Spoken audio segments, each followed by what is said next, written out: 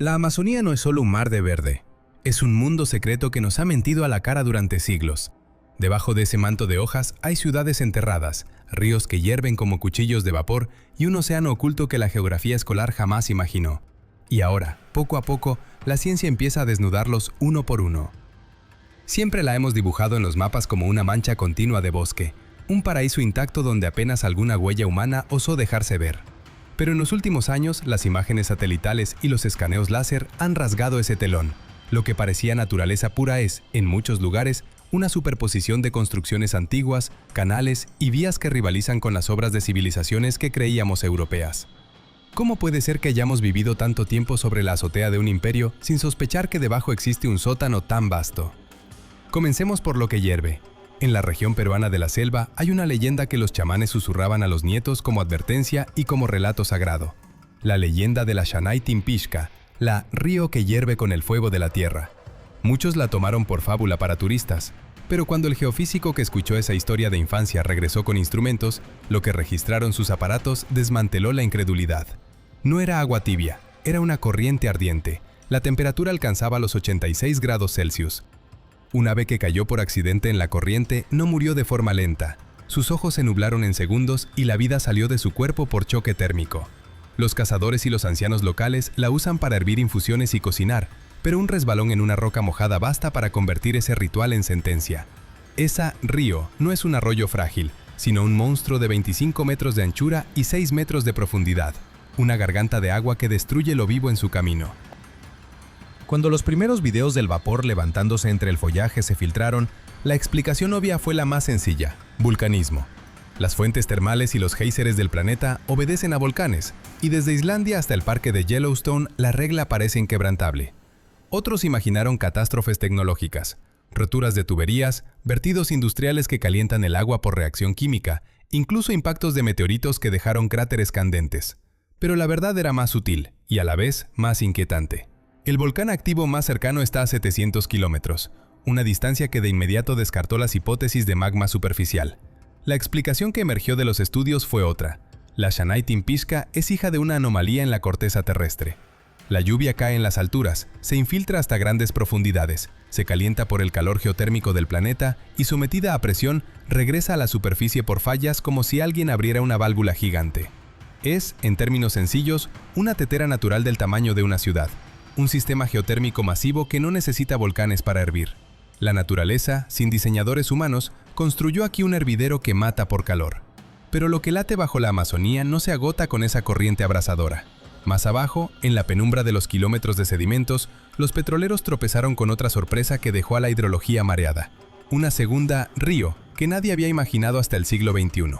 La Amazonía en superficie se gana el título de reina entre los ríos. En su desembocadura puede expandirse hasta alcanzar los 300 kilómetros de anchura y su descarga de agua dulce altera la salinidad del Atlántico durante cientos de millas. Cada segundo arroja aproximadamente 200.000 metros cúbicos de agua hacia el mar. Parecía que la conocíamos entera, hasta que los taladros cambiaron la trama. La petrolera estatal brasileña perforó la cuenca durante décadas a búsqueda de hidrocarburos, introduciendo barrenos a profundidades monstruosas a través de capas sedimentarias. Al analizar los registros térmicos de las perforaciones, más de 241 sondas, los científicos hallaron una anomalía imposible.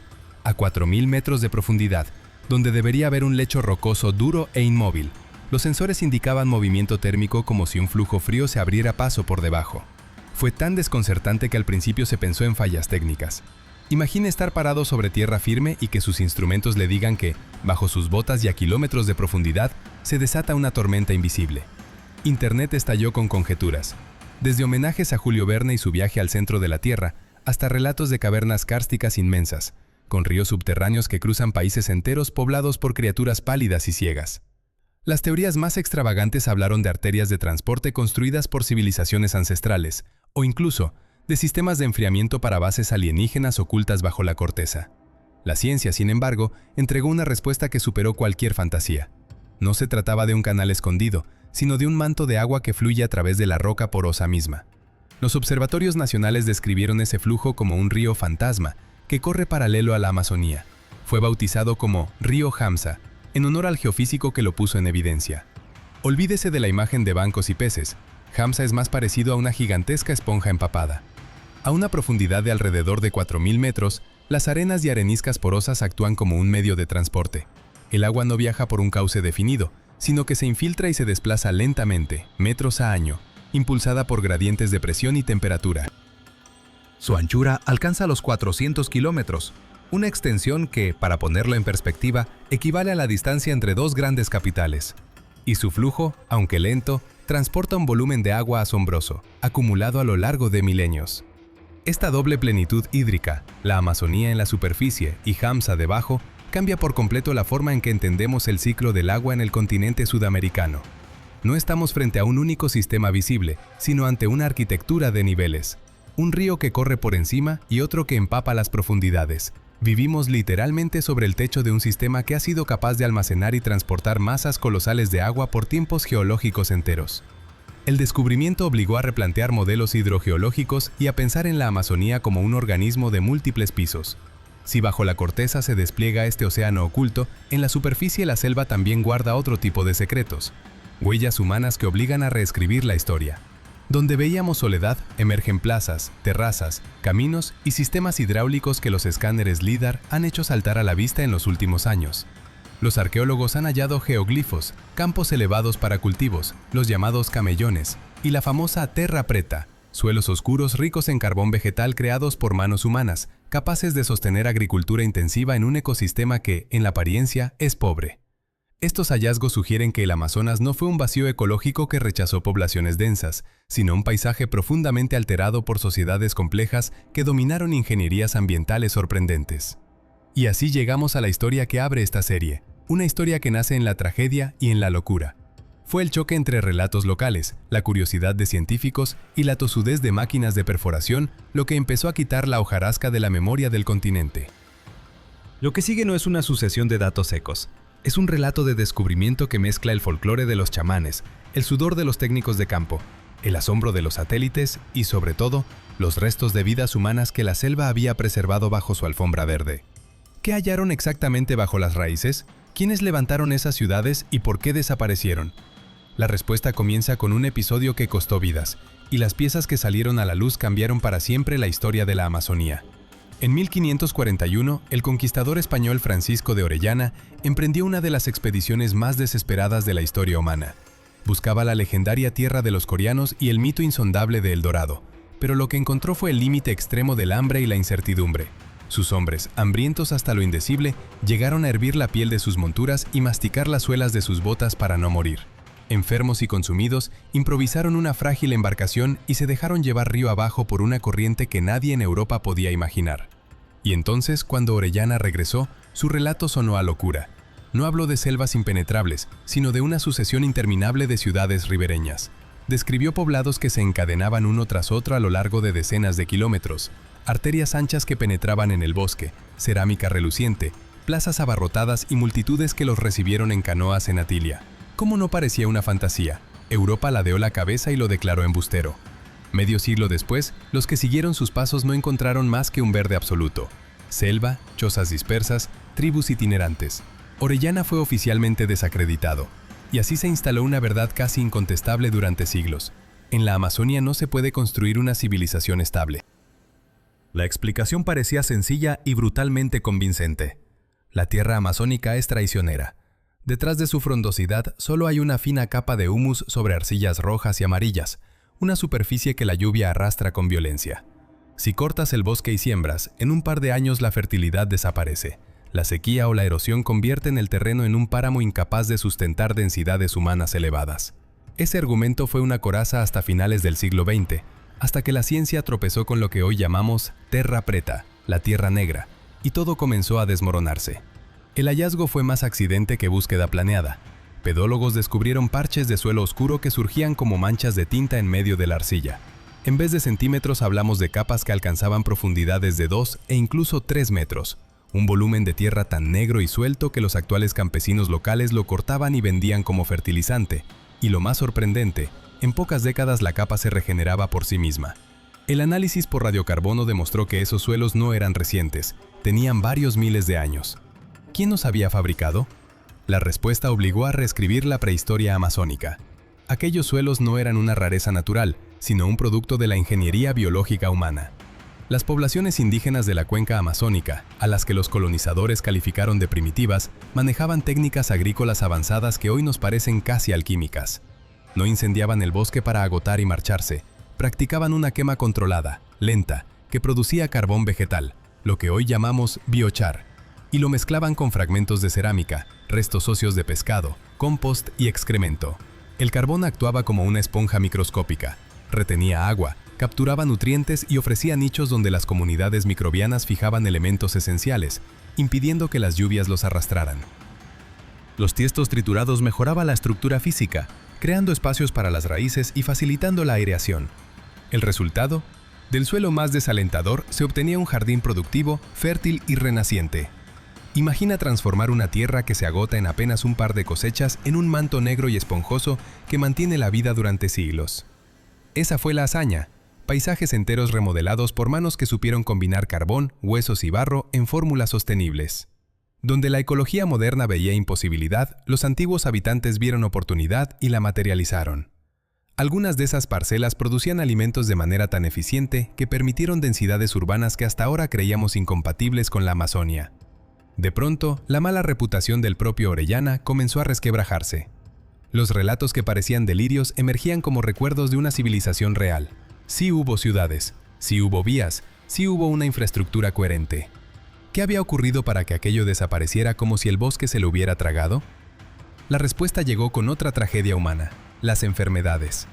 Los europeos trajeron patógenos nuevos, viruela, gripe y otras enfermedades virales y bacterianas, contra los que las poblaciones americanas no tenían inmunidad.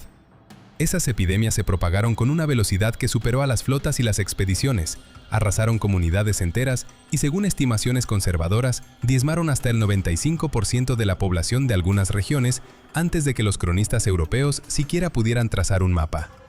Las ciudades hechas de madera y palma, privadas de sus habitantes, se dejaron descomponer y, en cuestión de generaciones, la selva reclamó el espacio y borró las calles. Pero si la ciudad se desintegra, sus huesos debían quedarse: terraplenes, terrazas, montículos funerarios, fosas de drenaje, cimientos de barro. Permanecieron enterrados bajo una manta ininterrumpida de vegetación que ninguna mirada aérea tradicional podía penetrar, hasta que llegó la herramienta que dejó a la arqueología sin excusas: el lidar. En los años 2024 y 2025 se desató lo que muchos han llamado la edad de oro de la arqueología amazónica gracias al uso sistemático del lidar, un radar láser instalado en aviones y drones capaz de disparar millones de pulsos láser por segundo hacia la copa de los árboles. Esos pulsos atraviesan huecos en el follaje, alcanzan el suelo y regresan con información sobre la topografía. Los programas informáticos, luego, borran virtualmente los árboles de la imagen tridimensional, dejando al descubierto un relieve desnudo que antes nadie había visto. Cuando los primeros escaneos sobre el Valle de Lupano, en lo que hoy es Ecuador, aparecieron en las pantallas, los arqueólogos se quedaron sin palabras.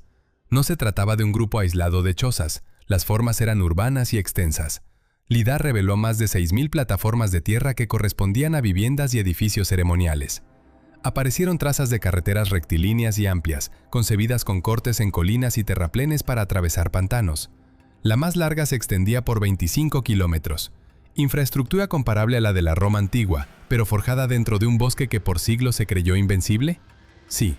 La imagen que emergió era la de ciudades jardín, núcleos residenciales entrelazados con parcelas cultivadas, terrazas agrícolas, canales de drenaje que protegían los asentamientos contra las inundaciones estacionales.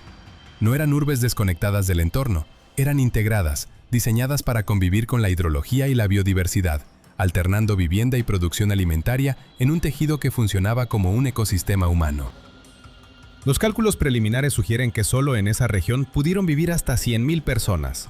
Y si ampliamos la mirada a la totalidad de la cuenca amazónica, las cifras plausibles suben hasta millones. Antes de la llegada del LIDAR, muchos de los montículos y montañas que hoy sabemos artificiales se interpretaban como formaciones naturales. Las historias locales sobre ciudades de los dioses languidecían como folclore, mientras que las teorías más excéntricas daban la vuelta por las redes. Geoglifos diseñados para observadores celestiales, pistas de aterrizaje prehistóricas, ejercicios de imaginación en lugar de evidencias. La verdad, sin embargo, es más humilde y a la vez más prodigiosa. Hablamos de seres humanos que edificaron, cultivaron y mapearon su mundo con una sofisticación que rivalizaba con civilizaciones europeas contemporáneas, pero empleando materiales perecederos y estrategias ecológicas que la selva, con su poder de recuperación, consiguió camuflar. Caminar por esos bosques hoy significa con frecuencia pisar las antiguas azoteas de hogares que ya no existen, montar campamento en plazas que fueron centros de encuentro y comercio, cruzar senderos que alguna vez unieron ciudades desaparecidas. Y mientras nosotros avanzamos sin saber, la selva sigue haciendo lo suyo: recubrir, transformar, ocultar. En las zonas más remotas, donde ni siquiera llega la cobertura satelital, siguen existiendo rincones que albergan formas de vida y riesgos que el visitante desconoce. Porque, al fin y al cabo, el Amazonas no es solo un conjunto de árboles, es el reactor biológico más poderoso del planeta. Aquí la evolución corre a un ritmo que parece conspirar, más veloz, más despiadada que en casi cualquier otro rincón del planeta. Entre millones de especies que pueblan la Amazonia, se esconden criaturas cuyo estatus oscila sobre una delgada línea entre la academia y la pesadilla nocturna. La selva guarda secretos, y no porque los olvide, sino porque muchos de esos secretos preferirían devorar a quien intente descubrirlos. En aldeas remotas, accesibles solo por semanas de navegación entre brazos del río, los habitantes hablan con una mezcla de respeto y terror de un nombre que para forasteros suena a cuento: Mapinguari. Para nosotros puede ser exótico, incluso atractivo en una lista de mitos.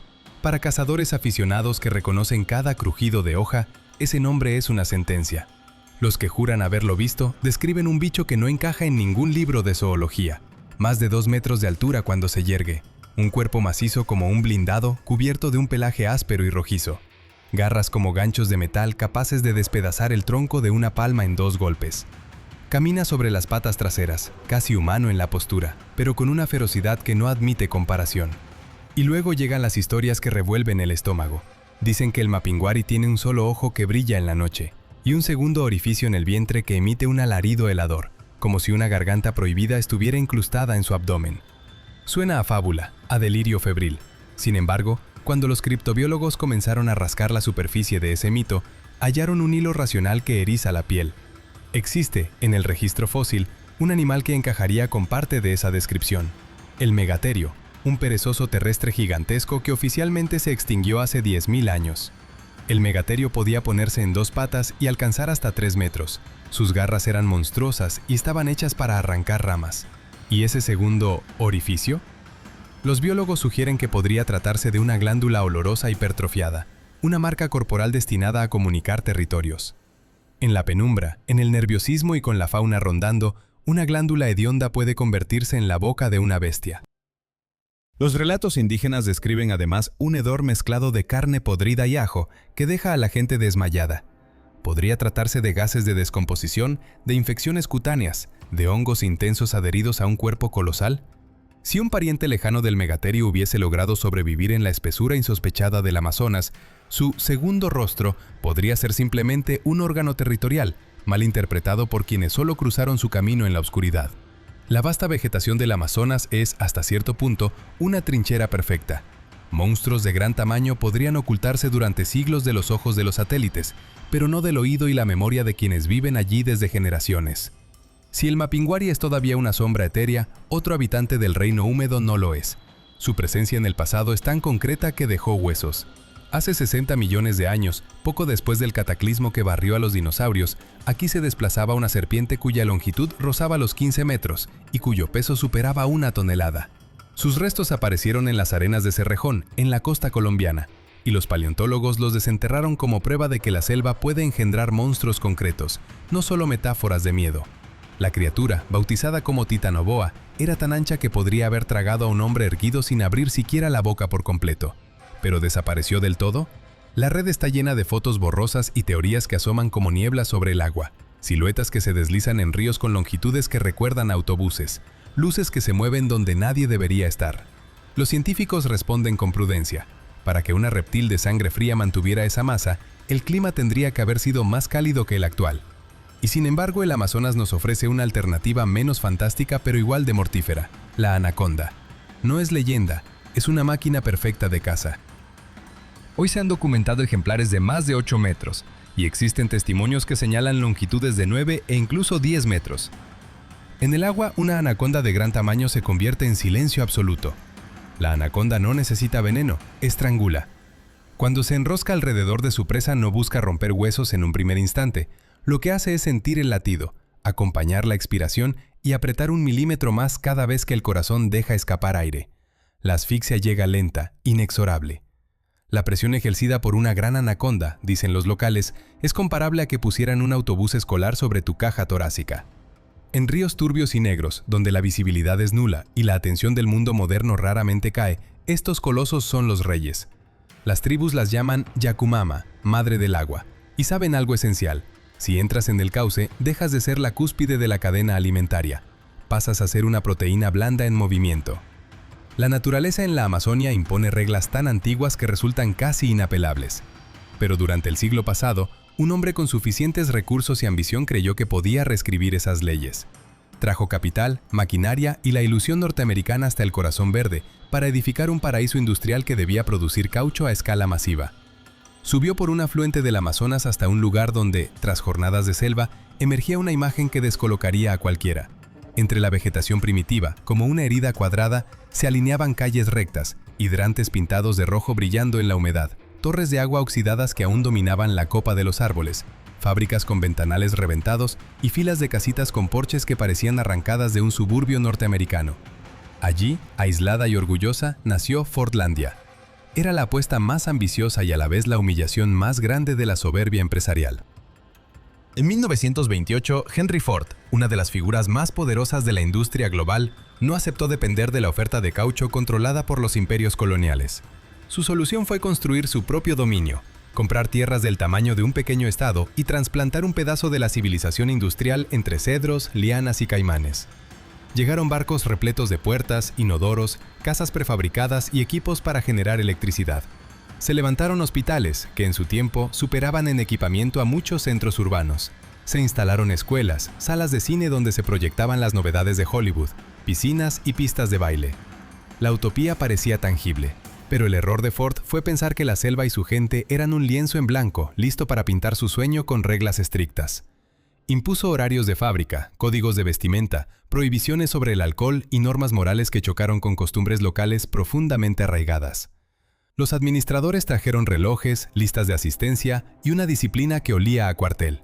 Intentaron implantar monocultivos de Hevea brasiliensis sin comprender el enemigo invisible que acechaba. Las enfermedades tropicales del caucho, como la roya foliar sudamericana, que destruyen plantaciones cuando se concentran los árboles en hileras. Además, los materiales traídos desde climas templados comenzaron a corroerse con la humedad. Los tornillos se oxidaron, los motores fallaron por la humedad y las casas prefabricadas se llenaron de termitas y moho. La otra mitad del fracaso fue humana. Los trabajadores no eran engranajes disciplinados, eran familias, comunidades con rituales, músicas, expectativas. La Arcadia fordiana intentó reconfigurar sus deseos, salarios rígidos atados a tiendas de la empresa, toques de queda, castigos por indisciplina. La resistencia fue sutil y luego explosiva.